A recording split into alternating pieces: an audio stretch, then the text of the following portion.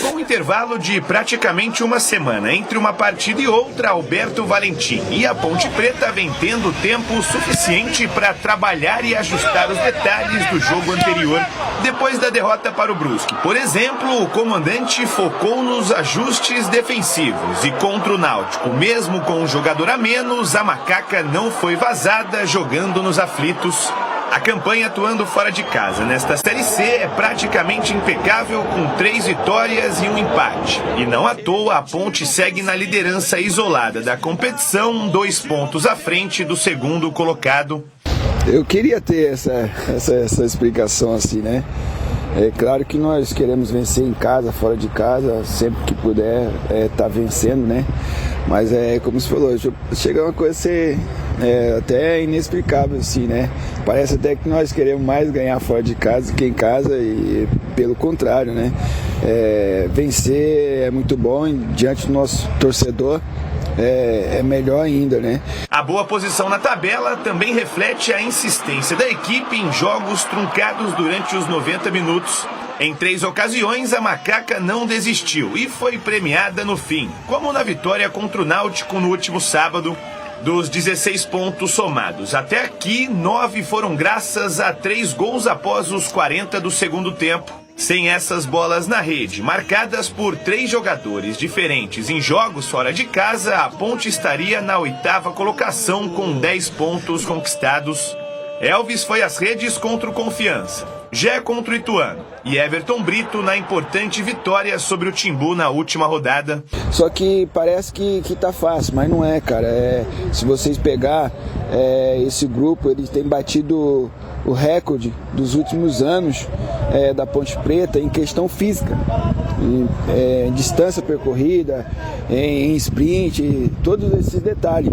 Então isso está fazendo a diferença no resultado. Então que nós possamos continuar com essa consideração, com esse foco, com essa dedicação, para nós continuarmos vencendo, que é muito importante, porque até agora nós temos uma liderança, mas não estamos nem classificados para a próxima fase, muito menos com o objetivo principal, que é o acesso.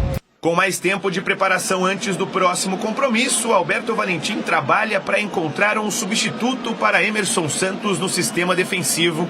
Suspenso pelo terceiro amarelo, o zagueiro desfalca a equipe contra o Ipiranga. Expulso contra o Náutico, Léo Oliveira abre espaço para o retorno de Dudu à equipe titular. A Ponte volta a campo pela Série C na próxima segunda-feira contra o Ipiranga no Moisés Lucarelli. Contra o Ipiranga vai ter o jogo agora, quem não jogou agora vai dar minutagem para quem não jogou. E amanhã ele vai começar já para pensar já no Ipiranga, que é dentro de casa, que nós não temos um bom resultado dentro de casa, mas fora de casa também nós venhamos fazendo um bom resultado. Mas contra o Ipiranga nós vamos para cima e com o objetivo que é a vitória. Bom, o Diogo Silva tem razão quando ele diz que não ganhou nada, não conseguiu nada e é necessário manter os pés no chão. O campeonato é muito estranho, né? 19 datas, os 8 primeiros colocados vão para a segunda fase e os 4 serão divididos em 2 grupos de 4. Aí turno e retorno dentro do grupo e os 2 primeiros sobem. Então não adianta nada fazer uma campanha extraordinária na primeira fase, se sucumbir na segunda fase. Estar na liderança é importante? Sim, claro. Muito importante, até para robustecer aí o emocional do grupo. Agora, não significa, né, que o time já subiu, porque está fazendo uma campanha de liderança. Estou sempre lembrando aqui o Botafogo da Paraíba ano passado. Campanha de liderança, 41 pontos, e aí sucumbiu na segunda fase, ficou em último lugar. Então é o equilíbrio que vai levar o time da Macaca de volta para a Série B. E o equilíbrio passa também por a questão aí de expulsão. Ontem nós debatemos bastante aqui esse equilíbrio emocional. Ninguém está pedindo aqui para reduzir a intensidade, até porque o campeonato ele requer esse tipo de situação, esse tipo de atitude. É um campeonato de choque, de muita pegada. Agora, é necessário, né, ficar ligado. Olha, já tomou o cartão amarelo, então fica um pouco mais ligado, deixa para o outro companheiro fazer uma marcação um pouco mais forte. e evitar essas entradas terríveis, como foi o caso do Léo Oliveira na última partida contra a equipe do Náutico. Porque não tem VAR. Quando tem o VAR, pode ser que vá para o VAR e o árbitro vai ver, não foi uma entrada tão forte assim. Aí retira o cartão vermelho. Sem o VAR, vale aquilo que o árbitro viu no campo de jogo. E aí é necessário ter também esse equilíbrio emocional para fazer uma boa campanha. Bom, na janela o campeonato vai mudar. Muitos times vão se reforçar. Então o que você colocou aí na sua introdução é extremamente pertinente. Empolgação não cabe nesse momento. Tem que comemorar o momento. Tá legal, é líder do campeonato, não é? Perdeu um jogo só. Ganhou uma penca de jogos fora de casa. Tudo certo, tem que bater palma mesmo, porque o trabalho é competente. Isso projeta o quê? Nada. Nada. Se, por exemplo, 10 times dos 20 forem ao mercado e comprar, contratar, reforçar, o campeonato vai ter o mesmo nível técnico? Pode ser que sim, mas a tendência é que não. Então a dificuldade aumenta. Então essa distância hoje que existe da ponte para os seus concorrentes, ela pode ser diminuída ou pode ser perdida. Então é bom... Eu respondi ontem uma pergunta bem parecida com essa. Poxa, Carlos Henrique, eu não vejo você elogiar a ponte, porque eu não vejo motivo para elogiar. Porque eu sei que o campeonato vai mudar. E eu, como empunhando esse microfone e a oportunidade de estar na TV, eu tenho que tomar muito cuidado com isso. Todos nós queremos, todos nós e Campinas, torcedores de Ponte e Guarani, querem os times de volta na Série B. Isso é o nosso desejo e torcida. Agora, a realidade é diferente. O campeonato é muito complicado. Ir para o mercado, e é bom que a Ponte se reforce, porque vai ser um grande engano a Ponte achar que com esse time ela vai até o final do campeonato num nível de regularidade. Ela precisa corrigir algumas deficiências que o time tem. Então tudo isso compõe a minha opinião. Eu acho que está indo bem, está legal, está sendo competente o trabalho, mas baixadinha de bola, tranquilidade, que é o melhor caminho para ser adotado a partir de agora. Então, assim, tem isso que o CH fala e é a pura realidade. Mas tem o outro lado também. Vou dar um exemplo. As equipes vão se reforçar, mas que equipe que está bem financeiramente? Pega aí todos os times da Série C, para vir com bala mesmo e investir forte. Né? Que time que, por exemplo, num curto espaço de tempo, consegue contratar lá, vamos exemplo, 5 jogadores para serem titulares. Não, e tem uma outra coisa, tem esses jogadores para contratar? É isso que eu ia chegar aí. Pagando, tem a questão. Tem a questão disso também. Que jogador, por exemplo, o cara vai abrir a janela. Aí o Gleger tá lá no mercado. Aí vem o Ipiranga, e vem um time da Série B. Você tá entendendo? Então isso aí pesa muito. Essa questão do campeonato também. E aí pega, e aí a gente puxa a questão da Ponte. Que tem a Ponte hoje, se você perguntar para mim, a Ponte precisa de reforço, Gleger? Precisa, claro que precisa. Mas não precisa, por exemplo, como o Figueirense, que está lá embaixo na tabela, como o Guarani, que está aqui. Então, precisa de peças pontuais, de jogadores para você reforçar e deixar o time robusto, para você ir para a fase final, fase decisiva. Então, são várias coisas. Eu, por exemplo, no lugar do Alberto Valentim, eu tenho que valorizar lá o que tem. A Ponte é líder do campeonato. Já enfrentou times...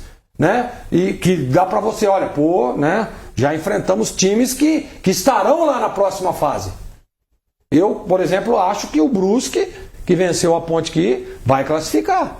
E vai complicar, e vai brigar para subir também. E tem outros times ali que estão no meio da tabela, que a hora que acontecer isso que o CH falou e é verdade, vai brigar também. Agora, se você já tem um time, né, que está liderando, que classificou em primeiro, e aí você vai para a próxima fase só para ajuste, não é muito mais tranquilo do que, por exemplo, ser um time que classifica lá em 8º e precisa trazer 4, 5 para ter um time robusto na fase final? Então são várias coisas. Agora, tem que valorizar sem dúvida nenhuma a Ponte para mim hoje, e não é porque tem o elenco mais caro da Série C não. Se a gente analisar posição por posição e pegar os outros times também, dá para dizer que a Ponte é um dos times que vai brigar para subir. Não tenho dúvida. Mas a gente sabe como é que é o futebol. Você falou aí agora do Botafogo da Paraíba. Envolve uma série de coisas. A parte técnica é importante, claro que é, óbvio que é. Tática. Mas, na hora lá da decisão, se tremer a perna, se não tiver o emocional em dia, se não tiver... Batista, eu sei disso, sabe por quê? Eu disputei um campeonato brasileiro da Série C, pela Portuguesa, que nós éramos o time a ser campeão brasileiro. Naquela época subiam só 2. Entramos no primeiro jogo, nós enfrentamos o Náutico no Canindé, metemos 4. No primeiro jogo, já da fase final. E o que aconteceu? A Portuguesa não subiu. Por quê? Emocional, né? E a hora que ia enfrentar os times lá do Nordeste, lá nós enfrentamos o Santa Cruz, perdemos 2 jogadores expulsos no primeiro tempo. Então, assim, tem muito isso. A parte técnica é importante, tática é importante, mas na hora da decisão, meu amigo, se você não tiver concentrado, se você não tiver focado, né? E se você tiver jogadores que têm um desequilíbrio emocional, você vai ter problema. E isso é o que decide muitos campeonatos. Quantas vezes nós vimos aqui, aquele Santos lá de Diego e Robinho, lembra? Classificou em 8, quase que não classifica. De repente foi lá e foi campeão brasileiro. Então tem muito disso também. Não estou dizendo que está errado, mas tem várias circunstâncias que tem que pôr na ponta do lápis também. E tem assim, por exemplo, a Ponte tem aí o Darley, o zagueiro, estava machucado, está na transição, está próximo de ser liberado. É reforço, que até agora não estava utilizando o Darley. Quer outro reforço? A volta do Gé. É reforço. A volta do Gé entrou aí, a gente já viu que mudou o cenário. Então é reforço também. É como se fosse uma contratação.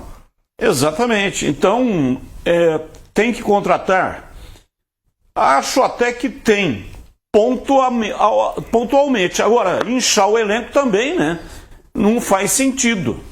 Porque parece que ter um número maior de jogadores é importante. O Matheus Silva... Pode ser até importante, mas acontece que se tiver um elenco muito inchado, aí o cara fica lá macambúzio, surumbático, bicudo pelos cantos e fica falando aqui, ali e tal, e aí acaba sendo muito pior do que não ter o jogador disponível.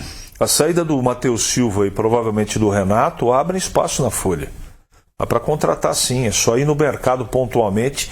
Agora, isso que você colocou é pertinente. Você não pode contratar alguém para ficar encostado aí. Você tem que contratar jogadores pontuais para algumas posições para chegar em condição de ser titular. Para acrescentar. A aposta nesse momento, pelo menos na minha opinião, não cabe.